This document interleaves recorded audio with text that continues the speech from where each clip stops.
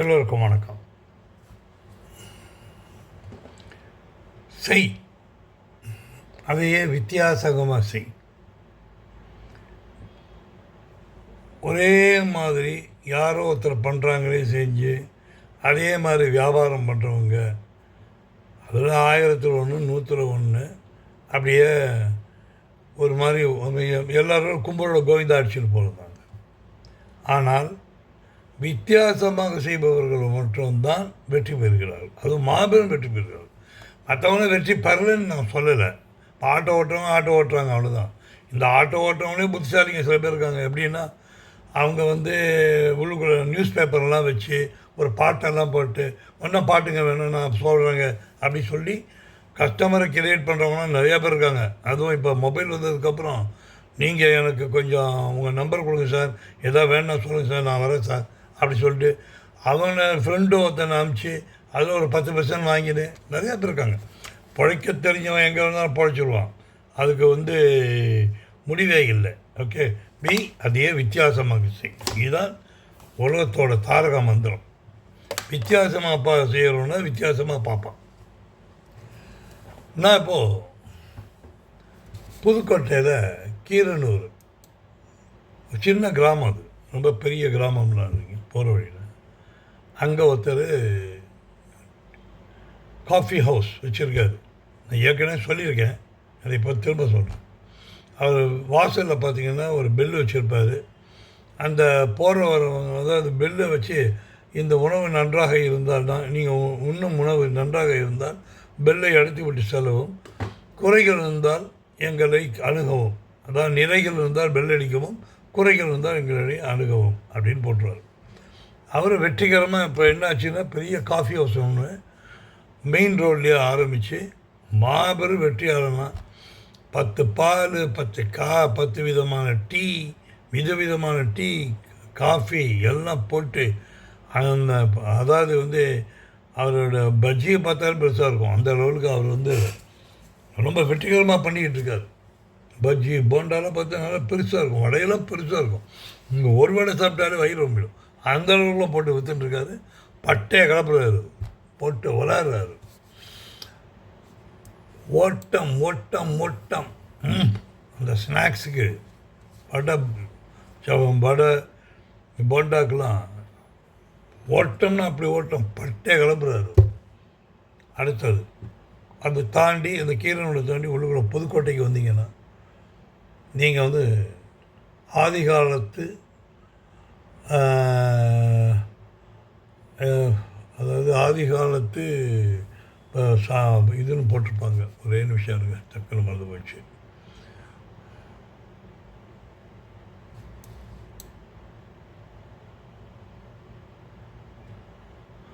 ஆதி காலத்து சூப்பர் மார்க்கெட்னு போட்டு அங்கே நிறையா துணிமணியெல்லாம் விற்றுட்ருக்காங்க. அவங்க இன்றைக்கி அந்த சுத்திப்பட்டி கிராமம் அத்தனை ஏரியாவையும் அவங்க தான் பிடிச்சி வச்சுருக்காங்க. என்ன பண்ணாங்க அவங்க? ரொம்ப சிம்பிள். கடைக்கு தள்ளுவண்டி இருக்குது, அப்புறம் ஒரு பக்கெட் இருக்குது, ஒரு டப்பா மாதிரி இருக்கும். அதை எடுத்துக்கிட்டு போகிறாங்க, துணிமணிலாம் வாங்கி போட்டுக்கிறாங்க, சாமான்லாம் எடுத்துக்கிறாங்க, எல்லாம் பண்ணுறாங்க. நீங்கள் எப்போவுமே பார்த்தீங்கன்னா நீங்கள் எதை வாங்க போகிறீங்களோ அதை வாங்காமல் மற்றதெல்லாம் வாங்கிட்டுருப்பீங்க. அதை கடைசியில் பில் செக்ஷனுக்கு வந்தவொடனே பில்லெல்லாம் போட்டதுக்கப்புறம் ஒரு பில்லு எழுதியிருப்பாங்க. நீங்கள் எதையாவது மறந்து விட்டீர்களா அப்படின்னா நிச்சயமாக மறந்துருப்பீங்க.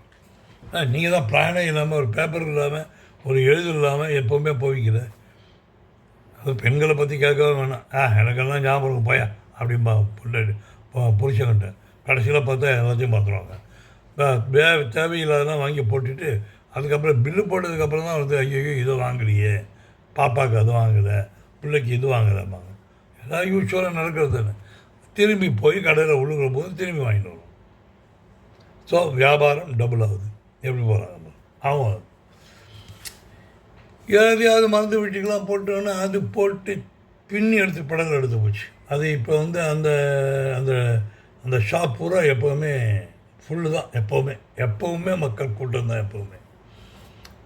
அடுத்தது நீங்கள் பார்த்தீங்கன்னா திருவண்ணாமலை பக்கத்தில் அருணாச்சலஸ் கோவில் இருக்கும்.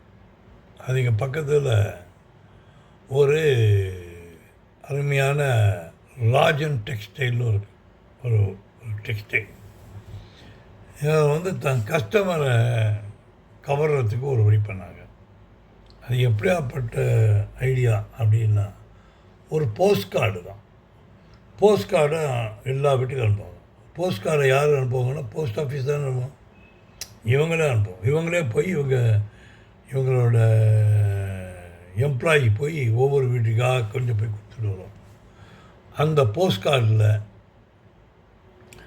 என்னென்னா, உங்களுக்கு பிடித்த ட்ரெஸ் எது, இந்த மாதிரி ஏதோ சில கேள்வியெல்லாம் கேட்டு அதை பண்ண ஆரம்பித்தாங்க. செய், அதையே வித்தியாசமாக செய், அதுவே வெற்றி அடைந்தது. எப்படி? ரொம்ப சிம்பிள். உங்களுக்கு என்ன தேவை அப்படின்னு, அதாவது எப்போவுமே ஒரு கடைக்கு வர்ற கஸ்டமருக்கு தான் என்னென்ன தேவைன்னு. நீங்கள் என்றைக்காவது ஒரு பொருளை நீங்கள் இல்லைன்னு சொல்லக்கூடாது. அது ஒரு தப்பான வார்த்தை. அவங்களுக்கு என்ன தேவைங்கிறத புரிஞ்சுக்கிட்டு நீங்கள் பண்ணிங்கன்னா உங்கள் வெற்றி நிச்சயமாக உங்கள் கையிலேயே இருக்குது. இப்போ ஒரு கடைக்கு வராங்க, ஒரு பேட்ரி ஒன்று கேட்குறாங்க. இல்லைங்க, எனக்கு இந்த பேட்ரி தான் வேணும் அப்படின்னு. அப்படிங்களா, எழுதி நாளைக்கு வாங்கி வைக்கிறேங்க, வந்து வாங்கிட்டு போங்க. நாளைக்கு காலையில் ரெடி பண்ணிடணும். அவங்க ஃபோன் நம்பரை வாங்கிட்டு ஞாபகப்படுத்தினீங்கன்னா, சார் பேட்ரி வாங்கி. இல்லைங்க, நான் வேறு இடத்துல வாங்க. பரவாயில்லைங்க, அடுத்த தடவை வேணும்போது வாங்கிக்கிங்க. ஆனால் மொத்தம் ஒன்று, அந்த பேட்ரி அங்கே வந்து உட்காந்துருது. அதனால் அடுத்தவங்க வரும்போது அதை வாங்கிட்டு போயிடலாம். நம்ம என்ன செய்கிறோம், இதுதான் கிடைக்கிது அப்படின்னு நீங்கள் சொல்கிறீங்க பார்த்தீங்களா, அது அந்த வியாபாரம் சுபிக்ஷமாகவே ஓடாது. அதனால தான் சொல்கிறோம். இதே மாதிரி நீங்கள் இன்னொன்று சொல்கிறேன் நான். இன்னொரு மயிலாடுதுறையில் சீமாட்டி அப்படின்னு ஒரு டெக்ஸ்டைல், ஒரு துணிகள். அவங்க பாருங்கள், தந்தையார் தினம், பெண்கள் தினம், இந்த மாதிரி நேரத்தில் அவங்கக்கிட்ட போஸ்ட் கார்டு கொடுக்க வேண்டியது. அதில் உங்கள் தந்தையாரை பற்றி எழுதுங்க அப்படின்னு சொல்ல வேண்டியது. தந்தையாரை பற்றி எழுதுவாங்க அவங்க. உங்கள் கணவரை பற்றி எழுதுங்க, மனைவி கிட்ட சொல்லுவாங்க. உங்கள் மனைவியை பற்றி சொல்லுங்கள் அப்படின்னு கணவர்கிட்ட கேட்பாங்க. இதையெல்லாம் ஒரு எழுதி வாங்கி வச்சுக்கிட்டு அவங்க அட்ரஸையும் பின்னால் எழுத சொல்லி அவங்க அதை போஸ்ட் பண்ணுவாங்க. உங்கள் மனைவி உங்களை பாராட்டிட்டாங்கன்னா உங்களுக்கு என்ன குஷி இருக்கும். உங்கள் கணவர் உங்களை மனைவியை பாராட்டிட்டாங்கன்னா எவ்வளோ குஷி இருக்கும். மகள் தந்தையை பாராட்டினா, தந்தை மகளை பாராட்டினா, இது எல்லாத்தையுமே போஸ்ட் கார்டில் போட்டு எழுதி வாங்கி வச்சுக்கிட்டு அந்தந்த அட்ரஸில் போஸ்ட் பண்ணுவாங்க.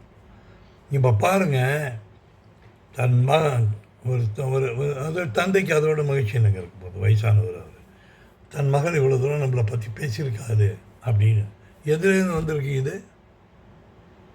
இது எங்கேருந்து வந்திருக்கு அப்படின்னா, அந்த டெக்ஸ்டைல் கம்பெனிலேருந்து, சீமாட்டி டெக்ஸ்டைல்லேருந்து வந்திருக்குன்னு ஒன்று அவங்க என்ன செய்கிறாங்க, அதில் ஒன்று அந்த சீமாட்டி கடைக்கு போகணுன்னு ஒரு எண்ணம் உருவாகி இன்றைக்கி வெற்றி விளையாடிட்டாங்க.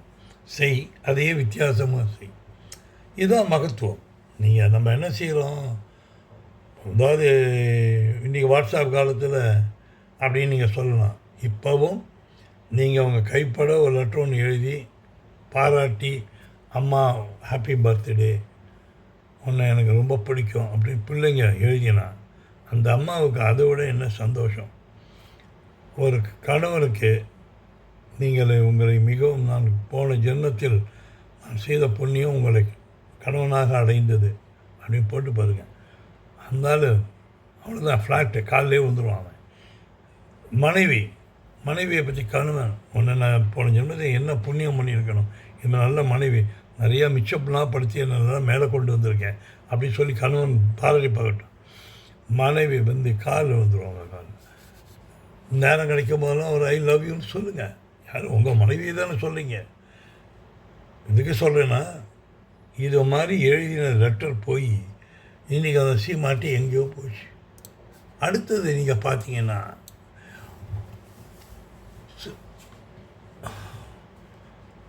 வித்தியாசமான ஒரு முயற்சி அப்படின்னு சில விஷயங்கள்லாம் இருக்குது. இன்னொரு டெக்ஸ்டைல் கம்பெனி அவங்க வந்து பெரிய செங்கல்பட்டில் இருக்குது, சூர்யா டெக்ஸ்டைல் அப்படின்னு ஒரு இது. அவங்க வந்து ரொம்ப நல்ல ஒரு ஐடியா பண்ணாங்க. இந்த நோட்டீஸ் கொடுத்தா பெரிய பெரிய போர்டெலாம் வச்சு பார்த்தாங்க, சரியாக விற்கலை, ஓடலை அப்படிலாம் பார்த்தாங்க.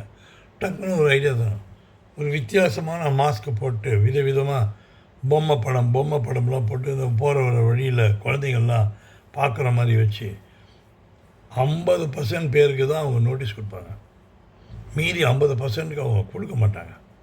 இந்த வாங்காதவன் என்ன செய்வான், இவங்ககிட்ட வந்து நிற்பான், எனக்கு நோட்டீஸ் கொடுங்க.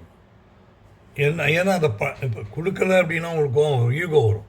ஸோ அதை படித்து பார்த்துக்கிட்டு ஓகே இதில் இது போட்டிருக்கு, வெரி குட் அப்படின்னு அவன் வந்து திரும்ப இந்த கடைக்கு வர ஆரம்பித்தான். இன்றைக்கி அந்த டெக்ஸ்டைல் கம்பெனி நல்லா ஓடுன்னு ஓடிக்கிட்டு இருக்கு. இது விற்பனை சூழல் பிடிச்சவங்க நல்லா பண்ணிகிட்டு இருக்காங்க எல்லாம்.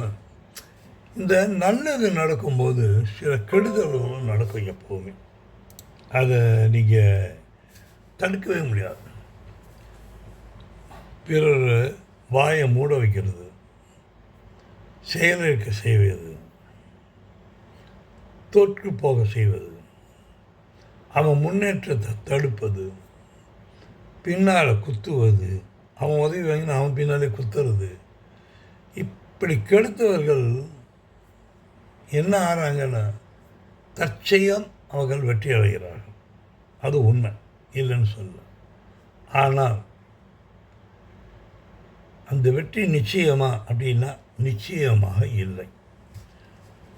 உங்களை இந்த தடுக்கப்பட்டானே அவர் என்ன செய்கிறார் அப்படின்னா, அது தன்னோட எக்ஸ்பீரியன்ஸாக எடுத்துக்கிட்டு அதையே அதை தன்னோட முன்னேற்றத்துக்கான வழிவகையை தேடிக்கிட்டு அவர் வெற்றி பெற்று போயிடுறார், அதை கடந்து போயிடுறார்.